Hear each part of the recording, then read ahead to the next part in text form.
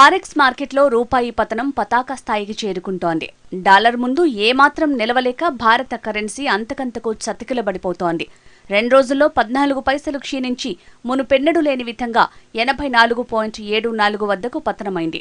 అంతర్జాతీయంగా America currency డాలర్కు demand పెరిగి బలపడటం, దేశీయంగా ఆర్థిక వ్యవస్థ మందగిస్తున్న సంకేతాలు జీడీపీ గణాంకాలతో రావడం దెబ్బతీసింది. నిజానికి ఉదయం ఆరంభంలో రూపాయి పెరుగుతున్నట్టు కనిపించిన ఆఖరికి నిరాశే మిగిలింది. అమెరికా అధ్యక్ష ఎన్నికల్లో డొనాల్డ్ ట్రంప్ విజయం సాధించిన దగ్గర నుంచి కరెన్సీ మార్కెట్లో డాలర్ పరుగులు మొదలయ్యాయి. ఇదే సమయంలో ఇతర దేశాల కరెన్సీల పతనం కూడా ఆరంభమైంది. ముఖ్యంగా ఆసియా దేశాల్లోని అన్ని కరెన్సీల విలువ క్రమేణా పడిపోతోందని ఫారెక్స్ ట్రేడర్లు గుర్తు చేస్తున్నారు. ఇక బ్రిక్స్లో సభ్య దేశాలైన బ్రెజిల్, రష్యా, ఇండియా, చైనా దేశాల కరెన్సీలు తీవ్ర ఒడిదుడుకులకు లోనవుతున్నాయి. బ్రిక్స్ సభ్య దేశాలపై 100% సుంకాల పెంపు ఉంటుందని ట్రంప్ హెచ్చరించడమే దీనికి కారణమని బిజినెస్ ఎనలిస్టులంటున్నారు. వరుసగా గత 4 రోజుల్లో జరిగిన ట్రేడింగ్లో డాలర్తో పోలిస్తే రూపాయి మారకం విలువ ఏకంగా 45 పైసలు కోల్పోయింది. శుక్రవారం 13 పైసలు పడిపోగా అంతకుముందు 2 రోజులు 7 పైసలు, 11 పైసల చొప్పున నష్టపోయింది. దేశీయ క్యాపిటల్ మార్కెట్ల నుంచి తరలిపోతున్న విదేశీ పెట్టుబడులు సైతం మార్కెట్ సెంటిమెంట్ని దెబ్బతీస్తున్నట్టు ఫారెక్స్ ట్రేడర్లు తాజా సరళిని విశ్లేషిస్తున్నారు. దాదాపు గత 2 నెలల్లో దేశంలోని ఫారెక్స్ నిల్వలు సుమారు $50 బిలియన్ మేర హరించుకుపోయాయి. ఓవైపు దేశ జీడీపీ పతనం, మరోవైపు రూపాయి విలువ క్షీణత, ఇంకోవైపు పెట్టుబడుల ఉపసంహరణలు కలిసి ప్రమాద ఘంటికల్ని మోగిస్తున్నాయి. నానాటికి పడిపోతున్న రూపాయి విలువ దేశీయ దిగుమతుల్ని భారం చేస్తుండగా ద్రవ్యోల్బణాన్ని ఎగదోస్తోంది. మన కరెన్సీ విలువ పడిపోతే దిగుమతి చేసుకునే వస్తువులకు అధిక ధర చెల్లించాల్సి ఉంటుంది. అంతిమంగా వినియోగదారులపైనే భారం పడుతుంది. ఇందులో మొదటి వరుసలో పెట్రోల్, డీజిల్, గ్యాస్ ధరలున్నాయి. డీజిల్ ధరలు పెరిగితే రవాణా ఖర్చులు పెరిగి ఉప్పు, పప్పులు, ఆహార ధాన్యాల ధరలు కూడా పెరుగుతాయి. ప్రయాణ ఖర్చులు, ఆటో ఛార్జీలు, బట్టలు, మొబైల్ ఫోన్లు, టీవీలు, ల్యాప్టాప్లు, వాహనాలు, స్కూల్ ఫీజులు ఇలా ఒకటేంటి అన్నింటి ధరలు అంతో ఇంతో పెరుగుతాయి. కొన్ని వస్తువుల ధరలు పెరగకున్నా ధరలు పెంచాలని భావించే వారికి ఇదొక అవకాశాన్ని ఇస్తుంది. డీజిల్ ధరలు పెరిగితే వ్యవసాయ రంగంలో ఉత్పాదకత ఖర్చు కూడా పెరుగుతుంది. రూపాయి విలువ పడిపోవటం వల్ల బడ్జెట్ లెక్కలు, అంచనాలు మారిపోతాయి. మౌలిక వసతుల నిర్మాణంలో భాగంగా చేపట్టిన ప్రాజెక్టుల ఖర్చు పెరుగుతుంది. ఇలాంటి సందర్భాల్లో ద్రవ్య లోటును అదుపులో ఉంచడాన్ని ఆర్థిక మంత్రులు ప్రధాన కర్తవ్యంగా భావిస్తారు.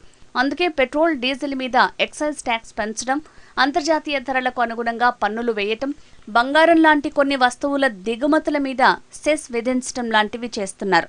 అంతర్జాతీయ మార్కెట్లో ముడి చమురు ధరలు పెరిగితే మన దేశంలోనూ పెట్రోల్, డీజిల్ ధరలు పెంచడం తప్ప మరో మార్గం ఉండదు.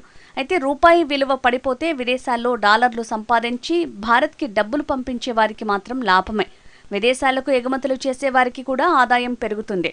ఫార్మా, సాఫ్ట్వేర్ లాంటి రంగాలకు రూపాయి పతనం మేలు జరుగుతుంది. అయితే విదేశాలకు వెళ్లి చదువుకునే విద్యార్థులు, వారి తల్లిదండ్రులకు మాత్రం భారం పడుతుంది. స్టాక్ మార్కెట్లో పెట్టుబడులు పెట్టే విదేశీ ఇన్వెస్టర్లకు కూడా లాభమే. రూపాయి విలువ పెరగాలంటే దిగుమతులపై ఆధారపడటం తగ్గించుకోవాలని ఆర్థిక నిపుణులు చెప్తున్నారు. అలాగే చమురుకు ప్రత్యామ్నాయ ఇంధన వనరుల వాడకం పెంచాలనేది మరో సూచన. రెండూ సాధ్యమైతే అంతర్జాతీయ పరిణామాల ప్రభావం మన కరెన్సీపై తగ్గుతుందనే మాటల్లో వాస్తవం ఉంది. అయితే ఇది ఇప్పటికిప్పుడు ఆచరణలో సాధ్యం కాదని ఆర్థిక నిపుణులు అంటున్నారు. దేశీయంగా ఉత్పాదకతను పెంచి భారీగా ఎగుమతి చేసే దశకు చేరితే తప్ప ఈ పరిస్థితులు మారవని మార్కెట్ వర్గాలు చెప్తున్నాయి. తాత్కాలికంగా అంతర్జాతీయ పరిస్థితులు అనుకూలిస్తే రూపాయి విలువ కొంత పెరిగే అవకాశం ఉంది. కానీ దీర్ఘకాలికంగా రూపాయికి ప్రపంచంలో ప్రత్యేక స్థానం కలిగించాలంటే మాత్రం దిగుమతులు తగ్గి ఎగుమతులు పెరిగేలా ప్రభుత్వం తీసుకుంటున్న చర్యలు మరింత పెంచాలని నిపుణులు సూచిస్తున్నారు. గ్లోబలైజ్డ్ ఎకానమీలో డిమాండ్ సరఫరాకే తొలి ప్రాధాన్యం ఉంటుంది. ఆయా దేశాల కేంద్ర బ్యాంకుల పాత్ర ఇక్కడ పరిమితంగా పనిచేస్తుంది. గతంతో పోలిస్తే భారత్ మంచి స్థాయిలో ఉన్నా అది రూపాయి పడిపోవడాన్ని అడ్డుకోలేకపోయింది. ఫారెక్స్ నిల్వలు దేశంలో $700 బిలియన్ ఉన్నాయి. ఏదైనా అనిశ్చితి ఏర్పడితే దేశానికి, రూపాయికి పరిపుష్టిగా మారతాయి. సాధ్యమైనంత మేర విదేశీ నిధులు దేశంలోకి వచ్చేలా చూసుకోవాలి. వస్తు, సేవల ఎగుమతులు పెరిగేలా ప్రభుత్వం చర్యలు తీసుకోవాలి. ప్రభుత్వం ఆ దిశగా ఎప్పటికప్పుడు సంస్కరణలు తీసుకొస్తూనే ఉంటుంది. మార్కెట్లో డాలర్ డిమాండ్ పెరిగి రూపాయికి ఇబ్బంది వస్తోందన్నప్పుడు మాత్రమే రిజర్వ్ బ్యాంక్ డాలర్లను విక్రయించి పరిస్థితిని అదుపు చేసే ప్రయత్నం చేస్తుంది. అయితే ఆ నిర్ణయం ఫారెక్స్ నిల్వలు పడిపోయేందుకు కారణమవుతుంది. అందుకే ఆర్బీఐ ఆచితూచి అడుగులు వేస్తోంది. ఇప్పటికే రిజర్వ్ బ్యాంకు వడ్డీ రేట్లను గరిష్ట స్థాయిల్లో ఉంచుతోంది. ఇప్పుడు రూపీ తీరు ఇకపైన వడ్డీ రేట్ల కోతలకు వీల్లేకుండా చేస్తోంది. ఇదే జరిగితే కీలక రంగాల్లో వృద్ధి పడిపోవటం ఖాయమని వ్యాపార రంగ నిపుణులు అంచనా వేస్తున్నారు.